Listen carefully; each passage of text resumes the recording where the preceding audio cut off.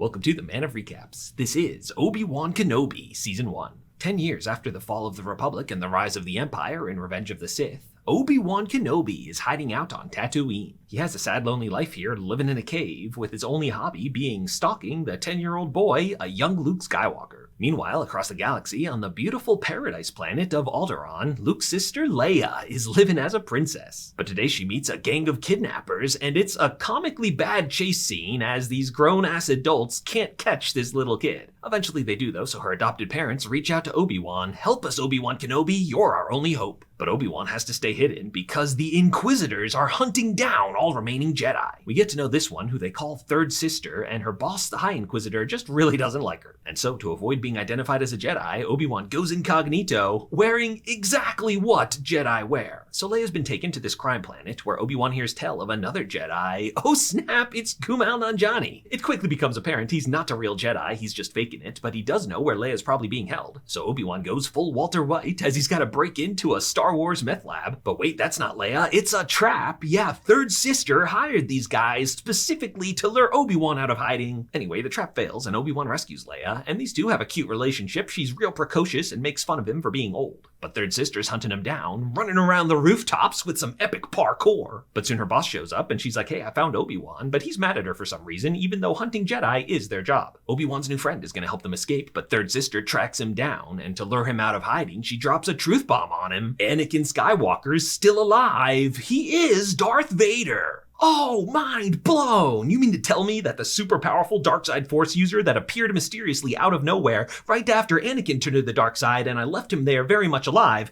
are the same guy?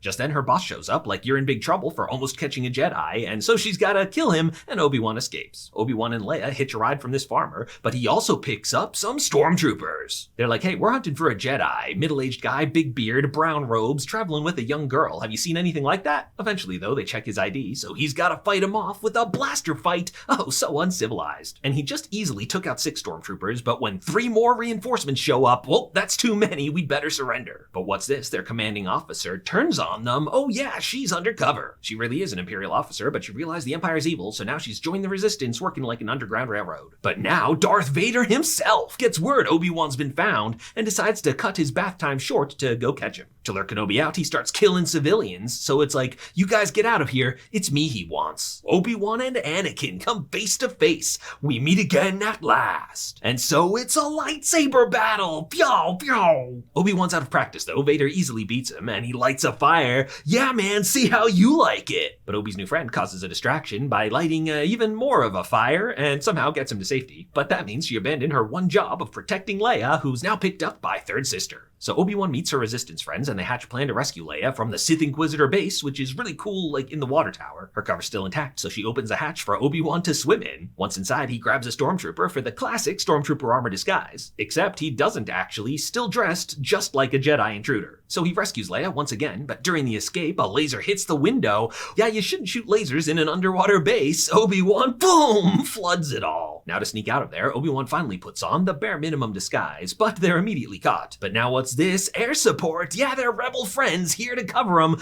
Uber for Obi-Wan? Darth Vader's real mad they let Obi-Wan escape, but Third Sister's like, "Yo, I let him escape on purpose. I put a tracker on his ship." And it's like, "Oh, you know, that's a really good idea, actually. I think I'll do that in A New Hope." So they make it back to their hideout, but the Empire's on the way. Oh, blowing down the door. But they take a quick break for Third Sister and Obi-Wan to have a little chat where he realizes her backstory. She was one of the younglings Jedi in training that Anakin killed when he turned to the dark side. She wants revenge on Anakin for killing her friends, but I mean, she's still dark side. So they have a big shootout, pew pew pew. Obi-Wan's new girlfriend has to sacrifice herself. But now it's like, "Look, you guys get out of here. It's me he wants." So Obi-Wan turns himself in, but he's like, "Look, Third Sister, this is your chance. Let's lure Vader into a trap." So when Vader gets down there, she's like, "Yeah, Kenobi's in the back." And by the time he gets over there, oh, their ship's escaping, but wow, Vader grabs it. Okay, cool, he's not messing around. Except Obi-Wan was one step ahead. That was a decoy ship, and so they get away. And instead of attacking him 10 seconds earlier while he was distracted wrangling a ship, Third Sister decides to make her move now and goes for the slowest, most telegraph overhand attack, which is obviously caught. By the way, she also has a super cool spinny lightsaber, which turns out to also be useless. But Vader's in the mood for a fight, so he gives her half a lightsaber and toys with her for a bit before revealing he's the best. And so, for the second time in her life, Darth Vader stabs her and leaves her to die. And to make things worse, her douchebag boss made a full recovery, so yeah, bad day for her. But earlier, Bail Organa called Obi-Wan to check in on the rescue of Leia, and for being the biggest secret in the galaxy, he speaks pretty explicitly about Vader's son on Tatooine. So Third Sister instantly teleports across the galaxy to Tatooine to find him. The Rebels, meanwhile, have not thought this escape through. There's still an Imperial Star Destroyer right there in orbit, but Obi-Wan Kenobi's got a plan to save him.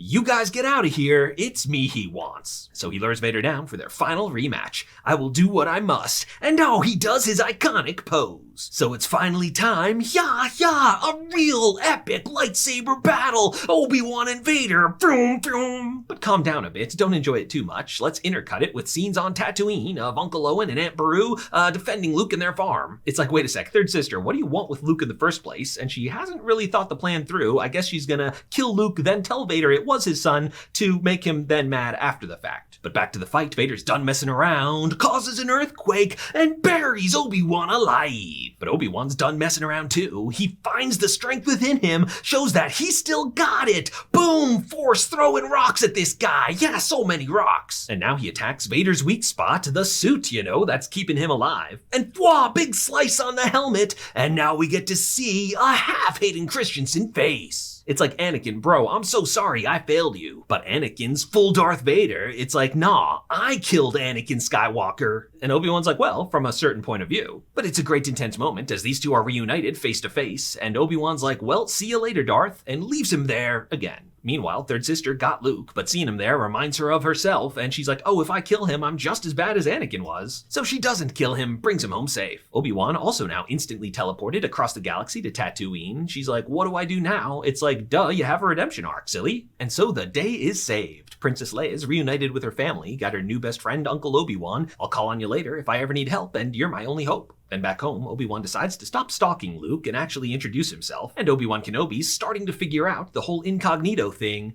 What's up? Call me Ben Kenobi. But we're not done yet. It's cameo time as Darth Vader FaceTimes with his boss, Emperor Palpatine. It's like, hey man, Obi-Wan totally kicked your butt. Like, you don't have to come into the Death Star today. Take a few days to recoup. And then it's time for a Force ghost of Liam Neeson, Obi-Wan's old master, Qui-Gon Jinn. It's like, wait, Master, you're a ghost? You're telling me we could have hung out all these last 10 years? And he's like, Obi-Wan, I was always there. You just weren't ready to see me. And that's where Obi-Wan Kenobi Season 1 comes to an end.